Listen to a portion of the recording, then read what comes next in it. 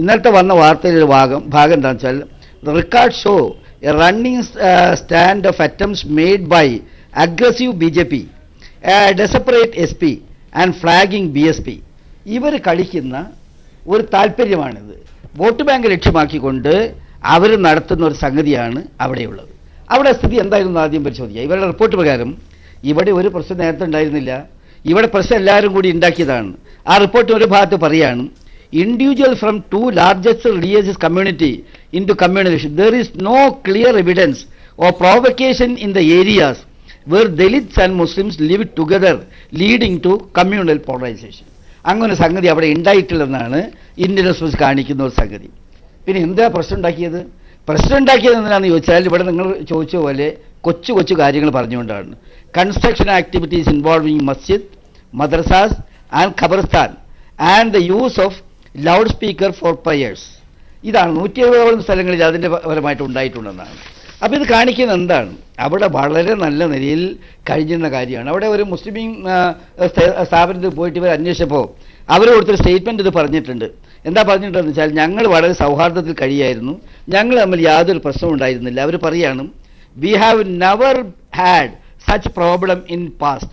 If the loud speaker was loud, we request that the volume be turned down and the pujari would oblige, but this Ramzan it was impossible to conduct our prayers.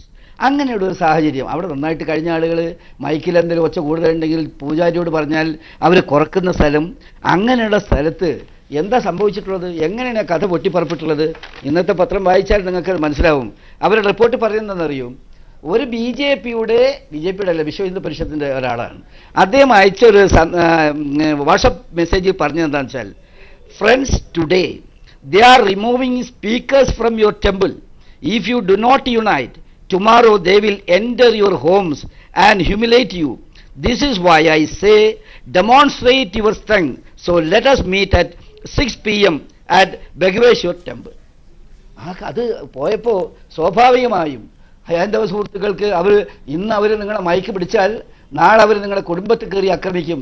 നിങ്ങളിങ്ങനെ നിന്നാൽ പോരാ, അമ്പലത്തിൽ ഒത്തുകൂടുക എന്നുള്ള സന്ദേശം വന്ന് അങ്ങനെ പ്രൊവോക്കേഷനിലാക്കി ആ സ്വഭാവത്തിലേക്ക് അവർ കൊണ്ടുപോയി. ഇതിൻ്റെ പ്രശ്നം എന്താണ്, എല്ലാവരും ഒരേമാതിരി ആൾക്കാരല്ല. ഞാൻ വിചാരിക്കുന്നു അവിടുത്തെ ഹൈന്ദവ സുഹൃത്തുക്കളും മുസ്ലിങ്ങളും വളരെ നല്ല നിലയിൽ കഴിഞ്ഞതാണ്. പക്ഷേ ഇപ്പോൾ BJP ലോക്സഭ കഴിഞ്ഞതിന് ശേഷമുള്ള അവരുടെ ഒരു സംഗതി എന്താണ്, ഈ വർഗീയ കലാപം ഉടലെടുത്ത് അതിലൂടെ മുതലെടുത്ത് ചെയ്യാവുന്നതാണ്. ഇതിൽ മറ്റൊരു സംഭവം വിശദീകരിക്കുന്നുണ്ട്. പോലീസ് സ്റ്റേഷനിൽ പോയപ്പോൾ അവർ പറഞ്ഞത്രേ BJPയുടെ ആളുകൾ അവിടെ നിന്ന് രക്ഷപ്പെട്ടില്ല. കാര്യം എന്താണെന്ന് വെച്ചാൽ, SP-ൻ്റെ ഗവൺമെൻറ് ഈ മുസ്ലിമീങ്ങളെ പ്രീണിപ്പിക്കാൻ വേണ്ടി ശ്രമിക്കുകയാണ്. അതാണ് അവരുടെ പൊളിറ്റിക്സ്. SP-ൻ്റെ ഭാഗത്ത് മുസ്ലിമീങ്ങൾക്ക് ഗുണം കിട്ടുന്നില്ല, അത് വേറെ കാര്യം. പക്ഷേ BJP പറഞ്ഞുണ്ടാക്കുന്നത് എന്താണെന്ന് വെച്ചാൽ, SP-ക്കാർ മുസ്ലിമീങ്ങളെ പ്രീണിപ്പിക്കാൻ ശ്രമിക്കുകയാണെന്നാണ്. അപ്പോൾ ആ വിഷം ഇറ്റിക്കുകയാണ്. അപ്പോൾ യഥാർത്ഥത്തിൽ BJP ഇപ്പോൾ ശ്രീധരപ്പിള്ള പറഞ്ഞതുപോലെ അത്ര നിരുപദ്രവകരമായ നിലപാടല്ല, കലാപമുണ്ടാക്കി മുതലെടുക്കാനുള്ള അജണ്ട BJP സമർത്ഥമായിട്ട് ഉപയോഗിക്കുന്നുവെന്നാണ്. ഇപ്പോൾ പി കരുണാകരൻ MP ടെലിഫോൺ ലൈനിൽ. പി കരുണാകരൻ, ഇവിടെ ഇക്കാര്യത്തിൽ BJP-യെ മാത്രമല്ല ഈ റിപ്പോർട്ട് കുറ്റപ്പെടുത്തുന്നത്, BSP ഉണ്ട്, SP ഉണ്ട്. ഇവർ തെരഞ്ഞെടുപ്പിൽ കഴിഞ്ഞ പ്രാവശ്യം തോറ്റതിൻ്റെ നിരാശയിൽ തന്നെ ഈ വർഗീയ സംഘർഷങ്ങളിൽ നിന്ന് വരാൻ പോകുന്ന ഉപതെരഞ്ഞെടുപ്പുകളിൽ എങ്ങനെ മുതലെടുക്കാം എന്നതിനെക്കുറിച്ച് അവർ ചിന്തിച്ചുകൊണ്ടിരിക്കുന്നു, അവർ ഇടപെടുന്നു എന്ന് ഈ റിപ്പോർട്ട് ചൂണ്ടിക്കാട്ടുന്നുണ്ട്. BJP-യെ മാത്രമായി UP-യിൽ ഇക്കാര്യത്തിൽ കുറ്റപ്പെടുത്താൻ സാധിക്കില്ല എന്നല്ലേ വ്യക്തമാകുന്നത്? റിപ്പോർട്ടിന്റെ അടിസ്ഥാനത്തിൽ മാത്രം പൂർണ്ണമായിട്ടും നമുക്കൊരു നിഗമനത്തിലേക്ക് എത്താൻ കഴിയത്തില്ല. അതേസമയത്ത് റിപ്പോർട്ടിൽ കുറേയേറെ കാര്യങ്ങൾ ചൂണ്ടിക്കാണിക്കുന്നുണ്ട്. നമ്മൾ കാണേണ്ട ഒരു കാര്യം, കഴിഞ്ഞ പൊതുതെരഞ്ഞെടുപ്പ്, ആ പൊതുതെരഞ്ഞെടുപ്പിന് മുമ്പ് UP-യിലായാലും ബീഹാറിലായാലും ഒറീസിലായാലും ഒട്ടേറെ സംഘർഷങ്ങൾ ഉണ്ടായി എന്നുള്ളത് വസ്തുതയാണ്. ആ സംഘർഷങ്ങൾ യഥാർത്ഥത്തിൽ കമ്മ്യൂണൽ പോളറൈസേഷൻ ഒരു പരിധിവരെ തെളിയിച്ചിട്ടുണ്ട്.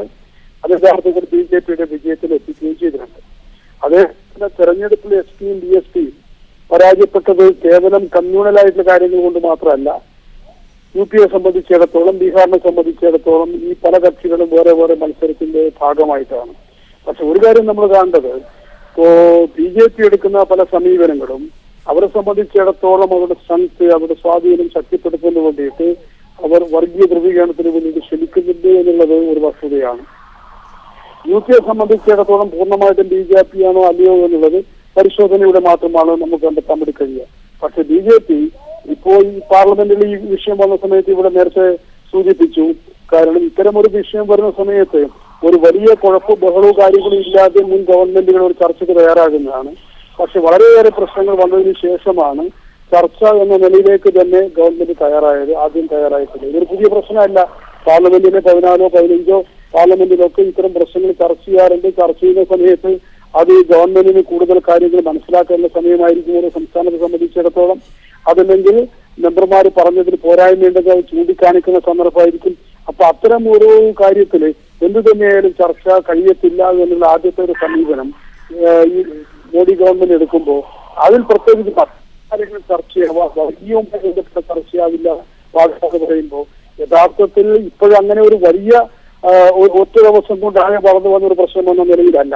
പക്ഷെ ചില സ്ഥലങ്ങളിൽ ഉണ്ടാകുന്ന ഈ സംഭവങ്ങൾ അത് നമുക്ക് ആദ്യം തന്നെ കാണാനും അതുപോലെ തന്നെ പരിഹരിക്കാനും കഴിഞ്ഞില്ലെങ്കിൽ അതിന്റെ റിയാക്ഷൻ വേറെ ഉണ്ടാവും. ഇവിടെ പറഞ്ഞത് ശരിയാണ്. കാരണം എല്ലാ ആൾക്കാരും ഒരേപോലെ ചിന്തിക്കണമെന്നില്ല. ചെറിയ ചെറിയ സംഭവങ്ങൾ, ക്ഷേത്രവുമായിട്ട് ബന്ധപ്പെട്ടത്, പള്ളിയുമായിട്ട് ബന്ധപ്പെട്ടത്, അതുണ്ടാക്കുന്ന ഊഹാപോഹങ്ങൾ, അതിന്റെ ഭാഗമായിട്ട് വരുന്നത്.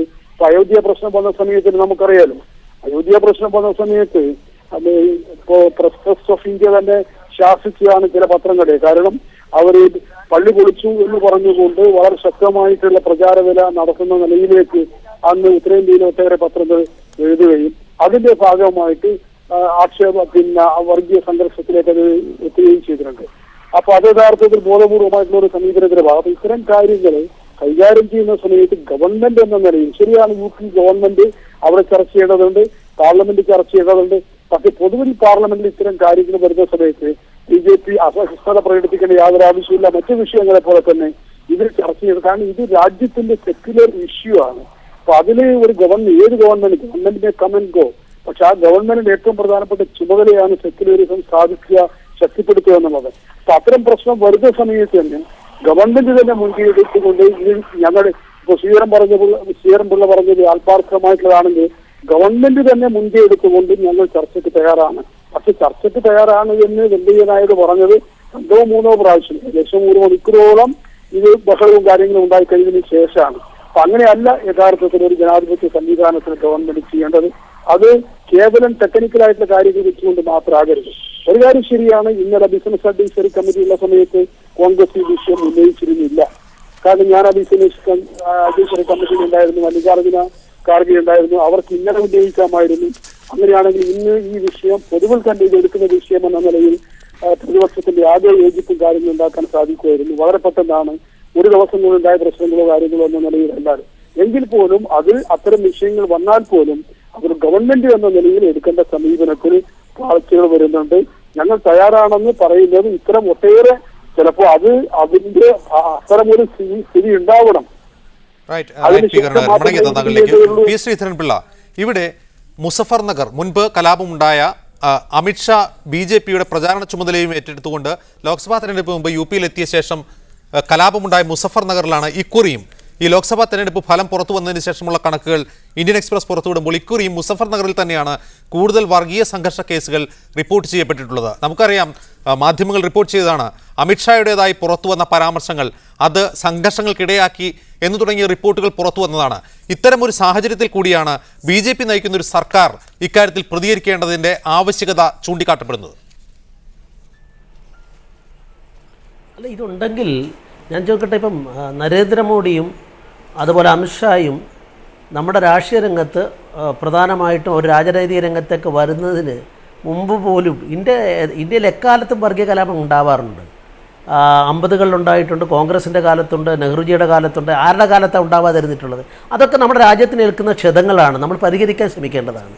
അതിനെ ഒരു രാഷ്ട്രീയമായി കണ്ടുകൊണ്ട് ഒരു രാഷ്ട്രീയ പാർട്ടി മുൻവിധിയാണ് 72 സീറ്റ് അവിടെ കിട്ടി, അത് അങ്ങനെ ഇതുകൊണ്ടാണ് ഈ തരത്തിലുള്ള ഒരു മുൻവിധിയോട് കൂടിയിട്ട് ഇത്തരം കാര്യങ്ങളെ ഊതി ചെറിയ കാര്യങ്ങളെ വലുതാക്കിക്കൊണ്ടുള്ള സമീപനം ഒരിക്കലും ഇതൊരു തൊലിപ്പുറത്തുള്ള ചികിത്സ പോലും ആവില്ല. അത് വാസ്തവത്തിൽ കൂടുതൽ ദോഷമേ ചെയ്യുള്ളൂ.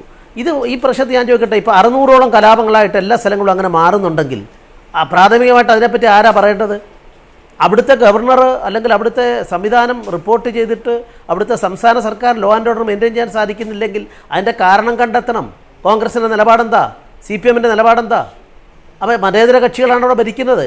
അവർ ഇത് ഞാൻ ഇപ്പോഴത്തെ കാര്യമല്ല, നേരത്തെ ഒരു ഉദാഹരണം പറഞ്ഞില്ലേ, പിന്നെ അവിടെ ഉള്ള മുസാഫർനാർ കലാപത്തിൽ പിന്നെ വഴിയാധാരമാക്കപ്പെട്ട അങ്ങനെയുള്ള ക്യാമ്പുകളിൽ കഴിയുന്ന ആൾക്കാരിലെ മുസ്ലിങ്ങളെ മാത്രം പുനരധിവസിപ്പിക്കാൻ ഓർഡർ ഇട്ട മതേതര കക്ഷിയല്ലേ? സുപ്രീം കോടതി പറഞ്ഞ, ഞാൻ ശ്രീധരൻപിള്ള പറയുന്നതല്ല, ഒന്ന് വായിക്കട്ടെ ഇവരൊക്കെ. അപ്പോൾ ഇങ്ങനെയുള്ള സമീപനമാണ്, ഈ സമീപനമാണ് തെറ്റ്. നരേന്ദ്രമോദിയെ സംബന്ധിച്ചിടത്തോളം എല്ലാവരെയും ഉൾക്കൊള്ളാൻ ആഗ്രഹിക്കുന്നു. മദ്രസകൾക്ക് വേണ്ടി 100 കോടി രൂപ മാറ്റിവെച്ച ഒരു സർക്കാരാണ്. അപ്പോൾ എല്ലാവരും ഉൾക്കൊള്ളാം. ആരോടാണ് വിവേചനം കാണിക്കുന്നത്? പിന്നെ ഒറ്റപ്പെട്ട ഈ UP-യിലൊക്കെ എക്കാലത്തും കലാപം ഉണ്ടാവാറുള്ളതാണ്. അത് പരിഹരിക്കാൻ വേണ്ടി കൂട്ടായി ശ്രമിക്കേണ്ടതിന് പകരം അതിനെ ഒരു രാഷ്ട്രീയ ആയുധമാക്കാനും കോൺഗ്രസിൻ്റെ ഏറ്റവും ഉന്നതനായ നേതാവ് അവിടെ നടുക്കളത്തിലേക്ക് ഇറങ്ങിയിട്ട് വെല്ലിലേക്ക് ഇറങ്ങിയിട്ട് ഇത്തരത്തിലുള്ള നടത്തുമ്പം ഇതെന്ത് മെസ്സേജാണ് നൽകുന്നത്? അതിനെയല്ലേ അധിക്ഷേപിക്കേണ്ടത്? BJP എന്ത് ചെയ്തു? ലോക്കലായിട്ട് ഇവിടെ ശ്രീധരൻപിള്ള കാട്ടുന്നത് പോലെ ഒരു സംസ്ഥാന സർക്കാരിന്റെ കീഴിൽ വരുന്ന ഒരു കാര്യമാണ് ക്രമസമാധാനം. ഇത്തരത്തിലുള്ള വർഗീയ സംഘർഷങ്ങൾ തടയേണ്ടതിന് ആദ്യ നടപടിയെടുക്കേണ്ടത് സംസ്ഥാന സർക്കാർ തന്നെയാണ്.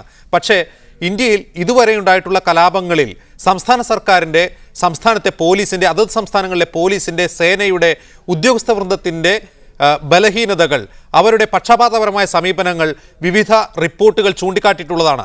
ഈ സാഹചര്യത്തിലാണ് ദേശീയ ഉപദേശക സമിതി UP സർക്കാരിൻ്റെ കാലത്ത് കൊണ്ടുവന്ന വർഗീയ കലാപവിരുദ്ധ ബില്ലിൻ്റെ പ്രസക്തി. ഇപ്പോൾ UP സർക്കാരിന് പാസ്സാക്കാൻ കഴിയാതിരുന്ന ആ ബിൽ ഇപ്പോൾ പാസ്സാക്കണമെന്ന് BJP-യോട് ആവശ്യപ്പെടുകയാണ് കോൺഗ്രസ് ഉൾപ്പെടെയുള്ള UPA സഖ്യകൾ ചെയ്യുന്നത്. എത്രത്തോളം പ്രായോഗികമാണ് ആ ബിൽ? ആ ബില്ല് കൊണ്ട് ഇത്തരത്തിൽ സംസ്ഥാനങ്ങളുടെ പരിധിയിലുള്ള ഒരു വിഷയത്തെ, ഒരു വർഗീയ വിരുദ്ധ കലാപങ്ങളെ തടയാൻ കഴിയുമെന്ന് കരുതുന്നുണ്ടോ? എന്നോടാണ്? ടിയോടാണ്. അല്ല, ഇതിലെ സംഗതി എന്ന് പറയുന്നത്, ഈ UP-യിലെ സംഗതിയിൽ അവിടുത്തെ ഭരിച്ചുകൊണ്ടിരിക്കുന്ന സമാജ്വാദി പാർട്ടിയുടെ ഭരണകൂടവും അഖിലേഷ് യാദവിൻ്റെ സമീപനങ്ങളും യാതൊരു നിലയിലും ന്യായീകരിക്കുന്നവരല്ല. സ്റ്റേറ്റ് സബ്ജക്റ്റ് തന്നെയാണ്. കേന്ദ്ര ഗവൺമെൻറ് തീർച്ചയായിട്ടും അതിൽ ഉത്തരവാദിത്തമുണ്ട്. അത് വേറെ കാര്യം. രാജ്യത്ത് നടക്കുന്ന ഒരു കാര്യത്തിൽ ഞങ്ങൾക്കൊന്നും അറിയില്ല എന്ന് പറഞ്ഞൊരർത്ഥമില്ല. കഴിഞ്ഞ പാർലമെൻറ്റിൽ 15ാം ലോകസഭയിൽ വിവിധ സംസ്ഥാനങ്ങളിൽ നടന്ന പ്രശ്നങ്ങളെ സംബന്ധിച്ച് പാർലമെൻറ്റിൽ എത്രയോ ദിവസം സ്തംഭനം ഉണ്ടാക്കിയ പാർട്ടിയാണ് BJP. അവരിപ്പോൾ സംസ്ഥാനത്തെ കാര്യമൊന്നും ഞങ്ങൾക്ക് ബാധകമല്ലെന്ന് പറയുന്നത് വിചിത്രമായിട്ടുള്ള ഒരു വാദഗതിയാണ്. പിന്നെ UP-യിലെ ഗവൺമെൻറ് കാര്യത്തിൽ ഏറ്റവും കൊള്ളാത്ത ഗവൺമെൻറ് അവിടെയുള്ളത്. ഞങ്ങളതിനെ യാതൊരു ന്യായീകരിക്കുന്നതല്ല. അഖിലേഷ് യാദവ് അധികാരത്തിൽ വന്നതിന് ശേഷം കലാപങ്ങളില്ലാത്ത, പ്രശ്നങ്ങളില്ലാത്ത, സ്ത്രീകൾക്ക് നേരെ അക്രമങ്ങൾ നടക്കാത്ത ഒരു ദിവസവും ഇല്ല എന്നുള്ള സ്വഭാവത്തിലേക്ക് അവിടെ കാര്യങ്ങൾ പോയിരിക്കുകയാണ്. ഞങ്ങളതിനെ ന്യായീകരിക്കുന്നവരല്ല. അവർ തെറ്റ് ചെയ്യുന്നു എന്ന് ശരിയാണ്, അവർ തെറ്റ് ചെയ്യുന്നുണ്ട്. അതേ സമയത്ത് അവിടെ ഇന്നത്തെ സംഭവവികാസങ്ങളുടെ ഒരു ഗതി എടുത്ത് പരിശോധിച്ചാൽ അവിടെ ഇങ്ങനെ ഊതി വീർപ്പിച്ച് പ്രശ്നങ്ങളുണ്ടാക്കി അതിൽ മുതലെടുപ്പ് നടത്താൻ വേണ്ടി BJP-യുടെ വളരെ അഗ്രസീവായിട്ടൊരു സമീപനമുണ്ട്. അതോടൊപ്പം തന്നെ SP-യുടെ ഒരു സമീപനമുണ്ട്, BSP-യുടെ സമീപനമുണ്ട് എന്ന് ഇന്ത്യയിലൊരു പ്രമുഖ പത്രത്തിൻ്റെ വിലയിരുത്തൽ ശരിയാണെന്നേ ഞങ്ങളുടെ കാര്യത്തിൽ പറയുന്നുള്ളൂ. പിന്നെ പാർലമെൻറ്റിൽ ഈ കമ്മ്യൂണൽ വയലൻസിൻ്റെ ബില്ലിൻ്റെ കാര്യത്തിൽ കഴിഞ്ഞ ഗവൺമെൻറ് ചെയ്തില്ല, വീഴ്ചയായിരുന്നു അത് കഴിഞ്ഞ ഗവൺമെൻറ്. ഈ ഗവൺമെൻറ്റിൻ്റെ സമയത്തും അത് ഉന്നയിക്കും, അത് കൊണ്ടുവരണമെന്നാണ് ആഗ്രഹിക്കുന്നത്. വർഗീയ കലാപങ്ങളെ തടയുന്നതിന് വേണ്ടി ശക്തമായിട്ടുള്ള നിയമനിർമ്മാണങ്ങൾ രാജ്യത്ത് ആവശ്യമുണ്ട്. കഴിഞ്ഞ ഗവൺമെൻറ് കാലത്ത് അത് വന്നില്ലെന്ന് ശരിയാണ്, അതിന് ന്യായീകരിക്കുന്ന ആളല്ല ഞാൻ. തീർച്ചയായിട്ടും അത്തരം നിയമനിർമ്മാണത്തിന് പ്രസക്തിയുണ്ട്, അത് ഉണ്ടാവുമെന്ന് തന്നെയാണ് ഞങ്ങൾ പ്രതീക്ഷിക്കുന്നത്. റൈറ്റ്. പി. കരുണാകരൻ ഇവിടെ ചൂണ്ടിക്കാട്ടിയതുപോലെ വർഗീയ കലാപ ബിൽ, ആ ബിൽ നിയമമാക്കുന്നത് സംസ്ഥാനങ്ങളുടെ അധികാരത്തിന് മേലുള്ള കടന്നുകയറ്റമാണെന്ന് BJP മുൻപ് നരേന്ദ്രമോദി തന്നെ പല പ്രാവശ്യം നിലപാട് വ്യക്തമാക്കിയിട്ടുള്ളതാണ്. അത്തരത്തിലുള്ള നരേന്ദ്രമോദി തന്നെ പ്രധാനമന്ത്രിയായിരിക്കുമ്പോൾ ആ ബിൽ നിയമമാവുമെന്ന് പ്രതീക്ഷിക്കാമോ?